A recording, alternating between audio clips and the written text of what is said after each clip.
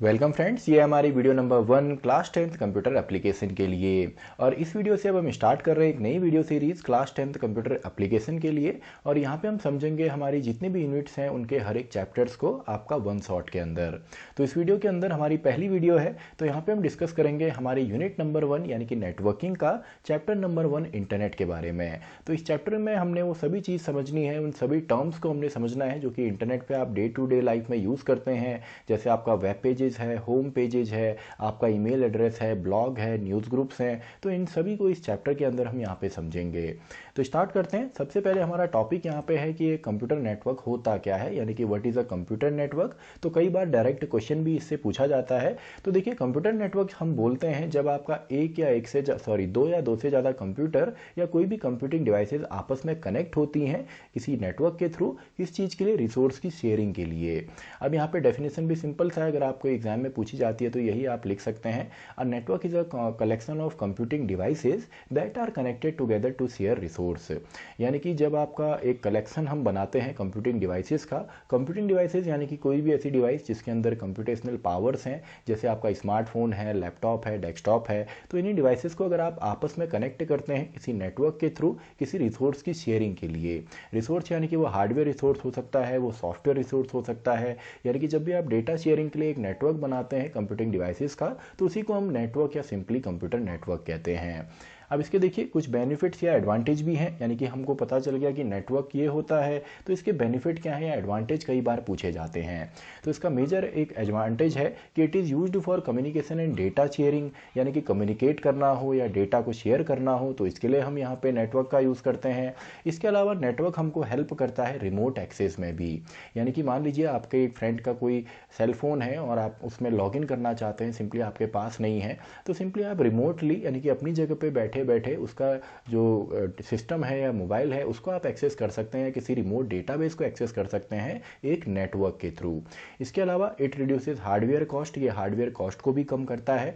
जैसे मान लीजिए अगर आप इंडिविजुअली 10 सिस्टम्स लेते हैं और एक लैब आपने क्रिएट करनी है, तो प्रिंटर आप वहीं पे एक ही लेंगे, क्योंकि उसी प्रिंटर को हम नेटवर्क की मदद से सभी सिस्टम से कनेक्ट करेंगे। तो हमारा हार्डवेयर का कॉस्ट यहाँ पे बचता है अगर हम एक नेटवर्क की मदद से हार्डवेयर यहाँ पे ज़्यादा यूज़ करते हैं। तो इट रिड्यूसेस हार्डवेयर कॉस्ट। इसके बाद नेक्स्ट है हमारा हिस्ट्री ऑफ नेटवर्किंग या सिंपली इंटरनेट, यानी कि इंटरनेट आया कहाँ से, शुरुआत कहाँ से हुई। तो देखिए सिंपल सा है, 1969 के अंदर यूएस का जो डिफेंस डिपार्टमेंट है उसने एक एजेंसी को स्पॉन्सर किया जिसका नाम था आरपा। तो कई बार इसका फुल फॉर्म भी आपसे पूछा जाएगा। आरपा का फुल फॉर्म है एडवांस रिसर्च प्रोजेक्ट एजेंसी। तो आरपा को यहाँ पे सबसे पहले आपका स्पॉन्सर किया, स्पॉन्सर यानी कि उसको फंडिंग वगैरह की है। जैसे अभी हम देखेंगे कि आईपीएल है, तो आईपीएल को कौन स्पॉन्सर करता है, टाटा स्पॉन्सर करता है, तो हम टाटा आईपीएल बोल देते हैं। वैसे ही यूएस का जो डिफेंस डिपार्टमेंट है इसने एक एजेंसी को स्पॉन्सर किया जिसका नाम था आरपा, और इसी आरपा एजेंसी ने जो पहला नेटवर्क क्रिएट किया था उसी को हम आरपा नेट बोलते हैं। और उसके बाद 1980s के अंदर एक और वहाँ पे फाउंडेशन था जिसका नाम था नेशनल साइंस फाउंडेशन। उसने एक और क्रिएटिव तरीके से सिंपली यहाँ पे एक और नेटवर्क को क्रिएट किया जो कि ज़्यादा स्पीड भी जिसमें थी और जिसमें ज़्यादा कंप्यूटर्स भी आपके कनेक्टेड थे या कंप्यूटिंग डिवाइसेस कनेक्टेड थी। तो आगे जाके आपके जो भी मॉडर्न इंटरनेट है उसमें हमारा क्या हुआ, सबसे पहले आरपानेट आया, देन एनएसएफ नेट आया, और जितने प्राइवेट नेटवर्क वहाँ पे थे जो मेजर नेटवर्क थे वो भी साथ में आए और एक ग्लोबल नेटवर्क हमारा बना जिसको हम इंटरनेट बोलते हैं। तो देखिए इंटरनेट की डेफिनेशन भी हमारी सिंपल है, it is a global network of network, यानी कि बहुत सारे नेटवर्क या बहुत सारे छोटे छोटे नेटवर्क को अगर आप कनेक्ट करके एक नेटवर्क बनाते हैं, या पूरी दुनिया के जितने भी नेटवर्क हैं बड़े छोटे उन सभी को अगर हम कनेक्ट करें तो उन सभी को हम बोल सकते हैं इंटरनेट, यानी कि ये नेटवर्क ऑफ नेटवर्क्स है। और इसमें सिंपल सा है, आरपानेट, एनएसएफ नेट और बहुत सारे प्राइवेट नेटवर्क एक साथ मिलके जब आते हैं तो इसी को हम इंटरनेट बोल देते हैं। ऐसे ही इंटरनेट के बाद नेक्स्ट है हमारा वर्ल्ड वाइड वेब। अब देखिए इंटरनेट सबसे बड़ा नेटवर्क है और वर्ल्ड वाइड वेब सिंपली आपका कॉम्बिनेशन है सभी रिसोर्सेज का, सभी प्रोटोकॉल्स का, सभी यूज़र्स का। यानी कि जितना भी आप इंटरनेट पे देखते हैं या वो सभी चीज़ें जिस चीज़ के अंदर आती हैं उसको हम वर्ल्ड वाइड वेब बोलते हैं। यानी कि एक वेब है पूरी तरीके से जिसमें आपके सभी रिसोर्सेज हो गए, यूज़र्स हो गए, प्रोटोकॉल्स हो गए, डोमेन्स हो गए, सभी चीज़ें आपकी वेब के अंदर आती है। और आप भी इंटरनेट का यूज़ करते हैं या वेब का यूज़ करते हैं, शॉर्ट फॉर्म में इसको हम वेब बोलते हैं। जब भी आपने देखा होगा इंटरनेट पे आप HTTP यानी कि हाइपर टेक्स्ट ट्रांसफर प्रोटोकॉल का यूज़ करते हैं, या सिंपली सिक्योर जो होता है वो HTTPS होता है, तो उसको हम यूज़ करते हैं तो हम सिंपली बोल देते हैं कि हम वेब सर्फिंग कर रहे हैं, यानी कि इंटरनेट का यूज़ कर रहे हैं शॉर्ट फॉर्म में। और यहाँ पे इंटरनेट पे या वेब के अंदर आपकी जितने भी रिसोर्स हैं, रिसोर्स यानी कि कोई इमेज हो सकती है, कोई वीडियो हो सकती है, कोई फोटो हो सकती है, कोई वेब पेज हो सकता है, तो इन सभी का एक यूनिक URL होता है जिसको हम यूनिफॉर्म रिसोर्स लोकेटर भी बोलते हैं। और जो वर्ल्ड वाइड वेब है या सिंपली वेब है, इसको इंट्रोड्यूस या डेवलप किया था टिम बर्नर ली ने 1980s के अंदर। और इन्होंने ही आपका HTML को भी क्रिएट किया, जो आने वाले चैप्टर्स में हम समझेंगे। तो आई होप आपको आ गया होगा वर्ल्ड वाइड वेब। तो नेक्स्ट हमारा टॉपिक है वेब पेज। तो वेब पेज क्या होता है? इंटरनेट या URL के थ्रू आप कोई भी डिजिटल पेज अगर एक्सेस करते हैं तो उसको हम वेब पेज बोल देते हैं। और वेब पेज में क्या होगा? डेटा और इन्फॉर्मेशन होती है। तो कोई भी डिजिटल डॉक्यूमेंट या पेज वर्ल्ड वाइड वेब पे जो कि URL के थ्रू जिसको हम एक्सेस कर सकते हैं उसको हम वेब पेज बोल देते हैं। इसके अलावा वेब पेज के बाद नेक्स्ट है हमारा होम पेज। तो कोई भी वेबसाइट आप ओपन करते हैं तो उसका जो सबसे पहला या जो मेन पेज आता है उसी को हम होम पेज बोलते हैं। जैसे अगर आप फेसबुक पे लॉगिन करते हैं, तो अगर आपने कभी लॉगिन नहीं किया तो facebook.com पे अगर आप जाएंगे तो आपको वहाँ पे यूज़र नेम एंड पासवर्ड का ऑप्शन देगा जो उसका होम पेज या फर्स्ट पेज है। और अगर आपने ऑलरेडी लॉगिन किया है तो आपका मेन पेज आती है, आपकी टाइमलाइन वहाँ पे आएगी जहाँ पे पूरा आपका जितना भी रिकॉर्ड है, डेटा है, वो आपको दिखेगा। तो पहला पेज जो होता है किसी भी वेबसाइट का उसको हम होम पेज बोलते हैं। ऐसे ही नेक्स्ट है हमारा वेबसाइट। तो वेबसाइट क्या होती है? Collection of interconnected web pages under a common domain name. जैसे आपका facebook.com का ही अगर हम एग्जांपल लें तो फेसबुक में क्या है, बहुत सारे पेजेज हैं, किसी पेज में होम है, किसी में टाइमलाइन है, किसी में मैसेजेस हैं, किसी में सेटिंग्स हैं। तो ये क्या है, आपके अलग अलग पेजेस हैं, लेकिन इन सभी को मिला के हम बोल देते हैं facebook.com। तो यहाँ पे फेसबुक हमारा डोमेन नेम है। तो कोई भी बहुत सारे पेजेस जिसको कि हम एक कॉमन नेम के थ्रू रेफर करते हैं तो वही हमारा होता है आपका वेबसाइट। जैसे facebook.com है, amazon.com है, flipkart.com है, जितने भी ये हैं इन सभी को हम वेबसाइट बोल देते हैं। और डोमेन नेम अभी इसको हम आगे और डिस्कस करेंगे। डोमेन नेम जैसे facebook.com में फेसबुक का आपका डोमेन है एंड .com आपका डोमेन एक्सटेंशन होता है। ऐसे ही नेक्स्ट हमारा टॉपिक है वेब पोर्टल। तो वेब पोर्टल क्या होता है? जो कि हमको काफ़ी ज़्यादा रिसोर्सेज प्रोवाइड कराता है, यानी कि एक नॉर्मल वेबसाइट नहीं होती।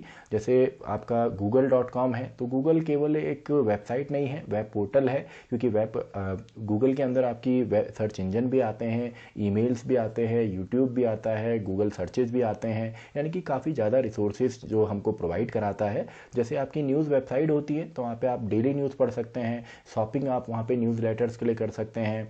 इसके अलावा वहाँ पे आप लाइव कन्वर्सेशन कर सकते हैं, यानी कि आप वहाँ पे चैटिंग भी कर सकते हैं, तो उसको भी हम वेब पोर्टल बोल देते हैं। ऐसे ही नेक्स्ट है हमारा वेब ब्राउज़र। तो वेब ब्राउज़र एक एप्लीकेशन सॉफ्टवेयर है जो कि इंटरनेट यूज़ करने में हमको हेल्प करता है या वर्ल्ड वाइड वेब को यूज़ करने में हमारी हेल्प करता है। तो डेफिनेशन अगर लिखने को आती है तो आप लिखेंगे एप्लीकेशन सॉफ्टवेयर या it is an application software that is use to locate, retrieve and display information on computer screen. यानी कि इंफॉर्मेशन को लोकेट करना, रिट्रीव करना यानी कि निकाल करके लाना और डिस्प्ले करना आपकी स्क्रीन पे, ये किसका काम होता है? वेब ब्राउज़र का, जो कि एक एप्लीकेशन सॉफ्टवेयर है। देन कई बार इसके एग्जाम्पल भी अगर आपसे पूछे जाएंगे वेब ब्राउज़र, तो गूगल हो गया आपका, गूगल क्रोम का आपका आता है, इसके अलावा बिंग आपका है, मोजिला फायरफॉक्स आपका है। तो ये सभी आपके टॉर ब्राउज़र है, तो ये सभी आपके वेब ब्राउज़र्स होते हैं जो कि सिंपली एप्लीकेशन सॉफ्टवेयर होंगे। इसके बाद नेक्स्ट है हमारा वेब सर्वर। तो वेब सर्वर क्या होता है? एक ऐसा कंप्यूटर जो कि वेब पेजेज या डिजिटल इंफॉर्मेशन को अपने क्लाइंट को प्रोवाइड कराता है।